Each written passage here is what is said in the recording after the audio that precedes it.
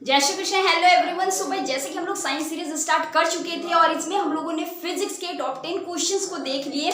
और जैसे कि मैंने फिजिक्स का करवाया, आप लोगों का कमेंट सबसे ज्यादा आ रहा था केमिस्ट्री के ऊपर। सो भाई केमिस्ट्री के ऊपर भी हम लोग आज टॉप 5 क्वेश्चंस करने वाले हैं जो कि आपके एग्जाम में आए हुए क्वेश्चन है। सो एक्सट्रीमली मोस्ट इंपॉर्टेंट, वीडियो के एंड तक देखना। अगर आप एक कंपार्टमेंट स्टूडेंट हो तो आपके लिए ये इक्वली बहुत ही इंपॉर्टेंट वीडियो रहने वाला है। हम लोग क्वेश्चंस को भी देखेंगे, साथ ही साथ इसके सोल्यूशन को भी देखेंगे और बहुत ही क्रिप्सी वे में इसके आंसर को हम लोग समझेंगे ताकि आपके एग्जाम में लिखने में कोई भी दिक्कत ना आए। तो भाई अगर चैनल में अगर नए अगर आए हो तो जल्दी जल्दी सब्सक्राइब करके शेयर कर दो उन सारे नीडी स्टूडेंट तक, ताकि ज्यादा से ज्यादा स्टूडेंट को यहाँ पे हेल्प मिल सके एग्जाम के रिगार्डिंग। ठीक है, तो आपके प्रीसियस टाइम को विदाउट वेस्ट करते हुए हम लोग आज स्टार्ट करते हैं। हमारा सबसे पहला क्वेश्चन यहाँ पे आ गया है जो कि है 2016 में आया हुआ क्वेश्चन है, बहुत इंपॉर्टेंट है, पढ़ते हैं हम लोग इसको। ठीक है, write the essential condition for following reaction to take place. Okay, ये जो रिएक्शन जो आपके जो गिवन है, सबसे पहले मैं आपको बोल दूं कि type of reaction very important. Science में हर एक इंपॉर्टेंट टॉपिक के भी मैंने रिगार्डिंग एक वीडियो बना के रखे, आप लोग जा करके देखना। और फिजिक्स के तो टोटल वीडियो पढ़े हैं, आप लोग जा करके देखना, बहुत ईजी एक्सप्लेनेशन से समझा के रखे हैं।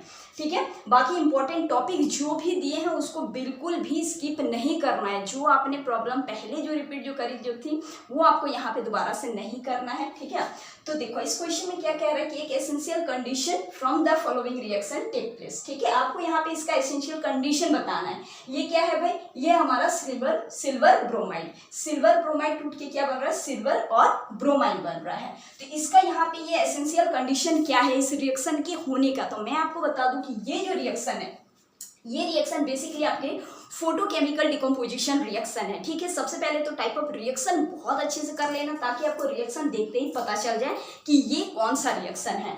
और इसका एसेंशियल कंडीशन क्या होता है इस रिएक्शन का, तो बता दें आपको कि इसका एसेंशियल कंडीशन होता है सनलाइट। ठीक है, प्रेजेंस ऑफ सनलाइट में ही ये होगा, तो इसका एसेंशियल कंडीशन हम लोग सनलाइट यहाँ पे कहेंगे। क्लियर है? आपको अगर इसका यहाँ पे पूछ दे कि what is the application for this reaction, इसके एप्लीकेशन मतलब कि इसका यूजेस क्या है इस रिएक्शन का, तो आप लोग यहाँ पे कह सकते हैं कि ब्लैक एंड व्हाइट फोटोग्राफी। ठीक है, देखो बहुत इजी एक्सप्लेनेशन से मैंने यहाँ पे आंसर लिखा है, बाकी आप इसको अपने लैंग्वेज में दे करके बहुत अच्छे से फ्रेम करके भी लिख सकते हो। क्लियर है? बाकी यहाँ पे क्वेश्चन को समझना है, उसके डिटेल आंसर को भी आपको समझना है। तो यहाँ पे क्या है कि इसका एप्लीकेशन क्या होगा भाई, इसका यूजेस क्या हो सकता है, ब्लैक एंड व्हाइट फोटोग्राफी। ठीक है, और भी यूजेस आप चाहो तो लिख सकते हो खुद से। दूसरे क्वेश्चन आते हैं जो कि देख सकते हो यहाँ पे कि 2 बार आया हुआ है, ये बहुत इंपॉर्टेंट क्वेश्चन है। क्या ये कि complete the following equation for the chemical reaction. इस टाइप के फिलिंग द ब्लैंक्स टाइप के भी क्वेश्चंस आपके आते हैं, एसर्शन रीजनिंग में भी क्वेश्चंस आते हैं। ठीक है, तो इस टाइप के क्वेश्चन पे भी आपको ध्यान देना है। देखो रिएक्शन को सबसे पहले देखो, FeSO4 वो टूट के क्या बन रहा है यहाँ पे आपका Fe2O3, और 2 यहाँ पे चीजें बनेंगी, क्या होगा, ये गैस। ठीक है, तो ये जो रिएक्शन है, सबसे पहले ये रिएक्शन आपका क्या है, यहाँ पे ये है आपका थर्मल डिकम्पोजिशन रिएक्शन। ठीक है, देख करके सबसे पहले तो ये जान लो कि ये रिएक्शन आपका है थर्मल डिकम्पोजिशन रिएक्शन। तो भाई 2 गैसेस यहाँ पे बनेंगी टूट के, क्या क्या गैसेस बनेंगी ये आपको यहाँ पे जानना है। क्या आपको पता है, यहाँ पे आपके बनेंगी SO2 एंड SO3। ठीक है, SO2 को हम लोग क्या कहते हैं, sulphur dioxide, and SO3 sulphur trioxide. ठीक है, तो 2 गैसें यहाँ पे टूट करके बनेंगे हमारे ये। तो इस तरीके से आपको कंप्लीट द इक्वेशन को पूरा करना है। फिल इन द ब्लैंक्स दिए जाएंगे, कहीं गैप दिया हुआ रहेगा, इस टाइप का पैटर्न के क्वेश्चंस आपके दिए हुए रहेंगे। सैंपल सीट जरूर करो, PYQ जरूर करो, बहुत हेल्प मिलेगी आपको। ठीक है, उसके बाद वाले देखो, इसी में है B नंबर क्वेश्चन में, देखो क्या कह रहा है, what happen when water is added to quicklime. Quicklime हम लोग किसको कहते हैं, CaO को कहते हैं। ठीक है, तो उसके साथ जब हम लोग वाटर को जब मिला जब देंगे तो क्या होगा, यहाँ पे ये चीज आपको बताना है। Write the chemical equation, chemical equation लिख करके आपको बताना है। केमिकल इक्वेशन लिखना आपको आना चाहिए, बहुत इंपॉर्टेंट है। ठीक है, सो देखो हमारा यहाँ पे क्विकलाइन कौन है, CaO है। ठीक है, जो कि एक सॉलिड है। इसके साथ आपको क्या ऐड करने बोल रहा है, देखो क्वेश्चन में जो चीज कहेगा, केमिस्ट्री आपको इतनी डिफिकल्ट क्यों लग रही है, क्योंकि आप केमिस्ट्री को अच्छे से यहाँ पे समझ नहीं पा रहे हो। केमिस्ट्री में क्या है कि जो भी आपको क्वेश्चन में कह रहा है आपको वो चीज करना है, आपको रिएक्शन आना बहुत इंपॉर्टेंट है, टाइप्स ऑफ रिएक्शन समझना, साथ ही साथ केमिकल इक्वेशन को किस तरीके से लिखते हैं। ठीक है, ये सारी चीजों को आपको ध्यान देना रहता है। सो CaO को जब हम लोग वाटर के साथ जब दे रहे हैं, मतलब सॉलिड से लिक्विड में, तो यहाँ पे क्या फॉर्मेशन होता है, स्लैक लाइन फॉर्मेशन फॉर्मेशन होता है। ये मैंने आपकी केमिस्ट्री में बता के रखे हैं, आप चाहो तो देख लेना, ठीक है। तो एक्वस सॉल्यूशन हमारा बनता है, स्लैकलाइन बनता है, और साथ ही साथ यहाँ पे हीट भी यहाँ पे रिलीज होता है। सो इसको हम लोग किस नेचर के कह सकते हैं, इसको हम लोग कह सकते हैं यहाँ पे एक्सोथर्मिक रिएक्शन। आपको पता होगा एक्सोथर्मिक मतलब हीट जो रिलीज होता है, ठीक है। और इस रिएक्शन को हम लोग क्या कहेंगे, इस रिएक्शन को हम लोग कहेंगे कॉम्बिनेशन रिएक्शन। क्या कहेंगे, कॉम्बिनेशन रिएक्शन। क्लियर है।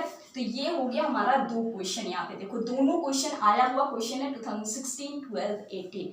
सो एक्सट्रीमली इंपॉर्टेंट। ओके, अब देखो थर्ड वाले हमारे क्वेश्चन आते हैं जो कि 2013 में आया हुआ क्वेश्चन है, PYQ है, बहुत इंपॉर्टेंट है। देखो क्या कह रहा है, in the electrolysis of water. सबसे पहले इलेक्ट्रोलाइसिस ऑफ वाटर क्या है, देखो वाटर को जब इलेक्ट्रिसिटी से जब पास करते हैं, ठीक है, तो ये हमारा यहाँ पे तो इक्वेशन अपने आप बना सकते हैं।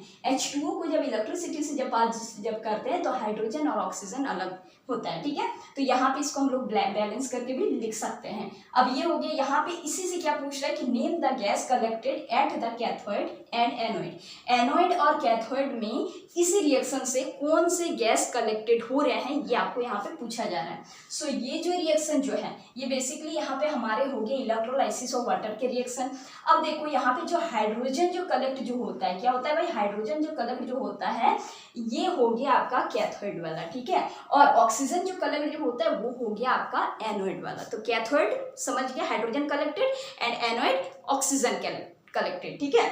ये हो गया आपका सिंपल सा answer.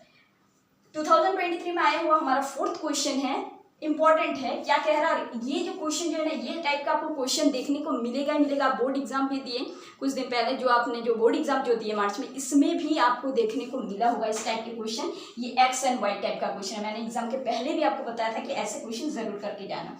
Soluble substance X is used and antacid react with hydrochloric acid to produce a gas Y which is used fire extinguisher. Name the substance x and y. इसी टाइप का दे देते हैं x and y, और आपको यहाँ पे determine करना रहता है कि x क्या होगा और y क्या होगा।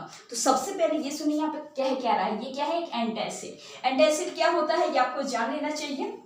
जैसे कि हमारे बॉडी में एसिडिटी जब होती है, एसिड जब ज़्यादा रिलीज जब होता है, एसिडिटी जब होती है, तो एंटासिड का काम रहता है एसिडिटी को न्यूट्रलाइज करना, ठीक है, उसको कम करना। तो इसे हम लोग यहाँ पे एंटासिड कहेंगे। तो आपको एंटासिड का ही यहाँ पे बताना है, ठीक है। तो आप यहाँ पे कह सकते हैं कि कौन सा आपका यहाँ पे होगा, ये आपको पता ही होगा। देखो NaHCO3 baking soda, baking soda ही है हमारे यहाँ पे ये सब्सटेंस जो कि एंटासिड बनते हैं, यहाँ पे यूज होते हैं, ठीक है। तो NaHCO3 को जब हम लोग HCl के साथ जब देंगे तो हमारे यहाँ पे फॉर्म होगा NaCl and H2O plus CO2।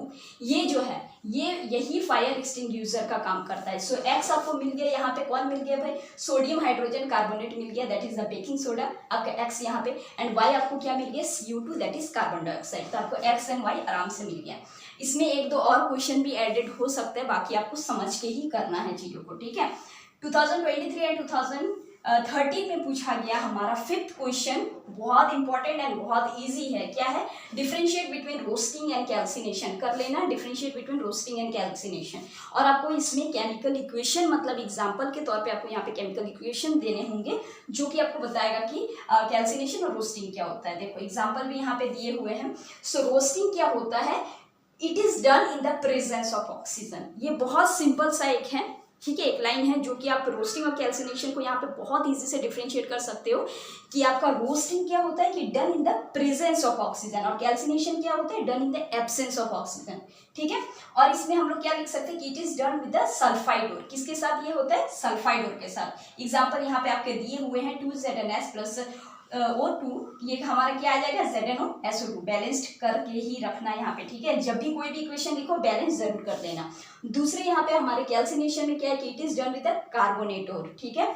ये सल्फाइड ओर और ये कार्बोनेट ओर। एग्जाम्पल आप लिख सकते हो FeCO3 को जब हीट जब करते हैं तो FeOCO2, ठीक है। इसी टाइप से आप लोग लिखना एग्जाम्पल को भी, एग्जाम्पल जरूर लिखना। क्वेश्चन में भी दिया रहता है कि एग्जाम्पल आप लोग लिखो, और जो भी डेफिनेशन आपके पूछेंगे उसको आप लोग लिखना है। तो इस तरीके से आपको क्वेश्चन को देखनी है। मैं तो आपको यहाँ पे करवा ही रही हूँ, साथ ही साथ आपको और भी ज़्यादा प्रैक्टिस करनी है अपने PYQ और सैम्पल सेट को लेकर के। आई होप सो कि ये जो वीडियो जो है आपके लिए काफ़ी हेल्पफुल रहा होगा। वीडियो को ज़्यादा से ज़्यादा शेयर ज़रूर करना हर एक स्टूडेंट तक जिनको ये इंपॉर्टेंट है, ठीक है।